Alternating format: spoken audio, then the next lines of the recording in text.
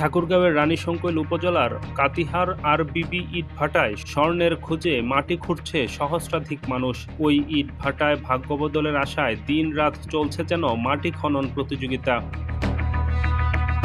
বৃহস্পতিবার গভীর রাত থেকে বিভিন্ন বয়সের হাজার হাজার মানুষ, কেউ কোদাল, কেউ বসিলা, কেউ খুন্তি নিয়ে স্বর্ণের খোঁজে মাটি খনন করতে শুরু করে। রাতে দূর থেকে টর্চের আলোয় আরবিবি ইটভাটা দেখলে আলোকিত পাহাড় বলেই মনে হয়। রাতের অন্ধকারে টর্চের আলোতেই চলছে মাটি খননের কাজ। 5 লাখ টাকা অথবা 1 লাখ টাকা জিনিস পুরাই ভাই, আমি আপনার কিছুর জন্য বলতে যাবো।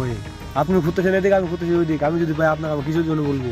মানুষজন খালি বলে শোনা পাওয়া যাচ্ছে আমার বাসায় নেই, কিন্তু 15-20 দিন ধরে শোনা যাচ্ছে, কিন্তু একদিনও যায় নাই, আজকে যাচ্ছে আর কি। স্থানীয়রা জানায়, উপজেলার কাতিহার আরবিবি ইটভাটায় বেশ কিছুদিন ধরে স্বর্ণের খোঁজে প্রতিযোগিতা চলছে। গ্রামের বিভিন্ন বয়সের নারী পুরুষ কোদাল বসিলা নিয়ে ওই ইটভাটায় ভিড় করছে দলে দলে। তাদের মধ্যে শ্রমিক শ্রেণীর মানুষই বেশি। সোনা পেলে নিজেদের ভাগ্য বদল হবে এমন আশায় কেউই বসে নেই। আশেপাশের বিভিন্ন জেলা উপজেলা থেকেও ছোট ছোট যানবাহন নিয়ে স্বর্ণের সন্ধানে ভাগ্য বদলের জন্য ছুটে আসছেন নানান পেশার মানুষ। আবার নিরাশ হয়েও ফিরছেন অনেকে। স্থানীয়রা বলছেন, ওই ভাটার মাটির স্তূপের ভেতর থেকে কয়েকজন সোনা পেয়েছেন, কিন্তু কে সোনা পেয়েছে সে কথা কেউ উল্লেখ করেনি।